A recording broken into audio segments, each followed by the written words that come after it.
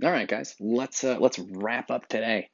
We've got one more video in today's series, so let's do it. So let's return to Lysias and see what kinds of things Lysias has to say. So Phaedrus and Socrates are talking, and Phaedrus is reading Socrates a massive speech by Lysias about why it's better to marry a friend than a lover, someone who's in love with you. And he talks about why. So he's already given one reason. Um, right, he says that you may think love is more powerful, but that power actually is just the power to leave you when they fall in love with someone else. He says, and how, in a manner of such infinite importance, can a man be right in trusting himself to one who is afflicted with a malady? Hey, look, guys, it's the word malady. Do you know what malady means? Maybe you do, maybe you don't. But do you remember that MAL means bad? Because I think it also means bad in Spanish and French. And do you think it's something good? It's an illness. A malady is an illness. So we already see that vocabulary thing I taught you has already come up. Just delightful. I didn't even mean for that to happen. Um, right, he says, and how, in a manner of such infinite importance, right? The importance of like marrying the right person. How can a man be right in trusting himself to one who is afflicted with a malady which no experienced person would attempt to cure? For the patient himself admits that he is not in his right mind and acknowledges that he is wrong in his mind, but says that he is unable to control himself. And if he came to his right mind, would he ever imagine that the desires were good which he conceived of when in his wrong mind? So this is a very dramatic example, and he's saying something big. He said a person afflicted with a person in love is afflicted with a malady. That's not how you would put it. That's not how I would put it.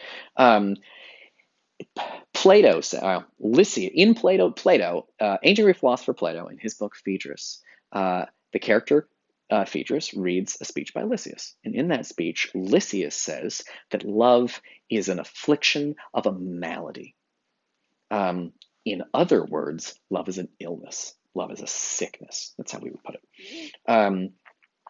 To paraphrase the whole, paraphrasing is when you put something in your own words.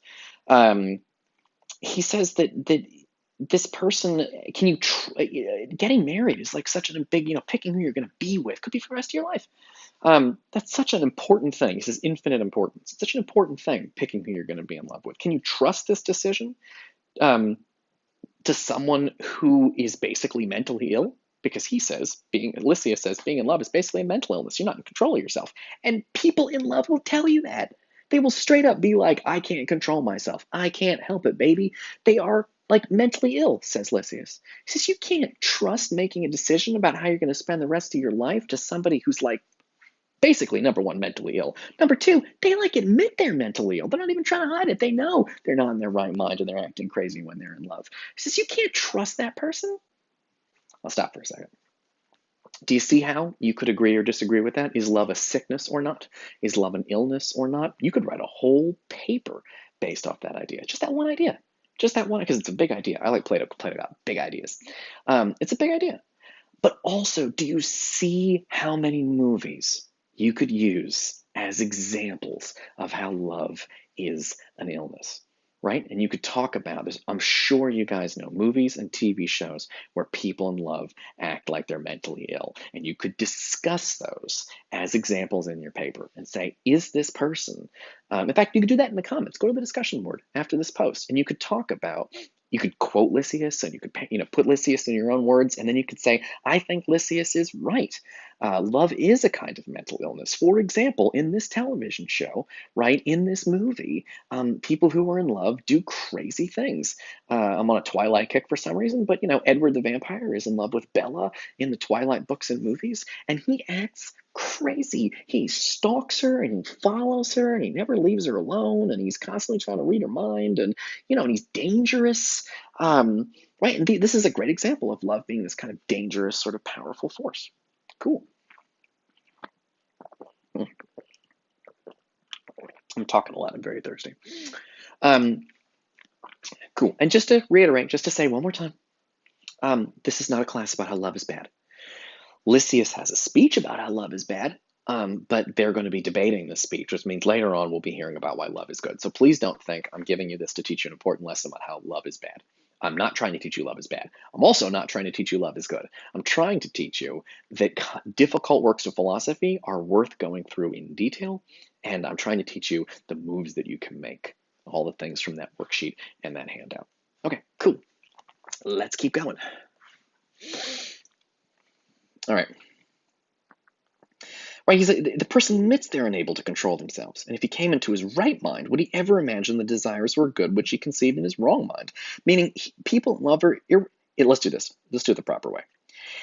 Plato, in his book The Phaedrus, writes in the voice of Lysias, and if he came into his right mind, would he ever imagine that the desires were good which he conceived when in his wrong mind?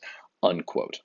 In other words, people in love are irrational, and if you could make them be rational, wouldn't they reject everything they thought when they were in love? And then your whole relationship would fall apart. Once more. Once more. So right here is another reason. This is basically a list of reasons why you should marry a friend and not someone who's in love with you. So once more, there are many more non-lovers than lovers. If you choose the best of the lovers, you will not have many to choose from, but the non-lovers, the choice will be larger, and you will be far more likely to find among them a person who is worthy of your friendship.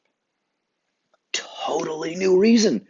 Totally new reason. He has multiple reasons why it's better to marry a friend than a lover. So here's another one. I bet you have there are more people who are friends with you that are passionately in love with you, right? If you had like one or two people who are passionately in love with you, really two people would be a lot. If you had two people that were just like madly in love with you, that'd be like too many. But you probably have like 20 friends, right? So like his point is that if you want to pick somebody to spend the rest of your life with, if you pick people who are madly in love with you, and again, you see how I'm doing this? I'm putting this in my own words now, just like I would ask you to do in the comments.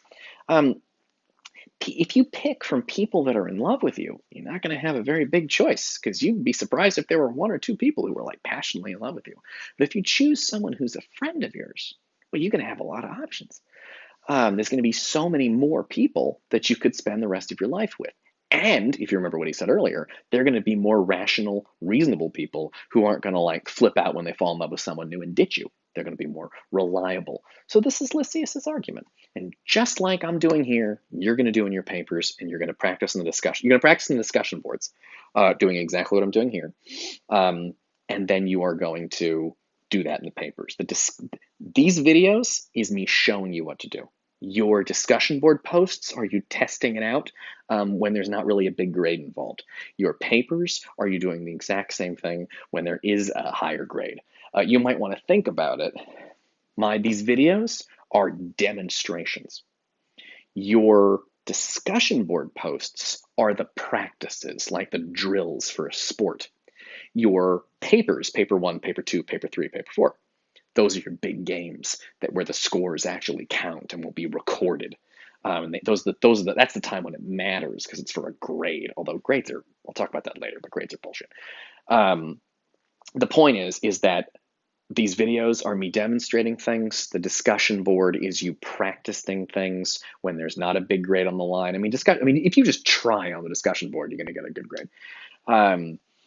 And then the papers are where it really counts. So that's sort of the structure of the class, and it's kind of something to think about. So we still have a lot more of this speech to go through. But we're kind of nearing the end of sort of today's class, so I think I'm probably going to stop this thing for now. But go on the discussion board, discuss these things. Ask me questions about anything. Give your own suggestions, your own examples. If there's a quote in here that you'd like to spend some time with, quote it. Put it in your own words. Give me some examples to explain what you're doing. And in your essays, I would love it if you did just these things on screen right now. If you just did that stuff, you're going to do good. But for your discussion board, just try one of these things. Just try quoting something. And then in a different discussion post, just try putting a quote in your own word. Or in another discussion board post, just tell me how much you agree or disagree and give me a reason.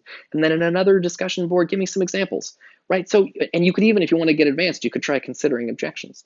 So test this stuff out. The discussion board is where you test things, and you don't need to worry about fucking up your grade, because if you just do it on the discussion board, you get a good grade. Papers will come later, and we'll deal with that. All right. I will see you guys. That's the end of class today, and I will see you guys in the next class when I will have a different shirt on. Okay.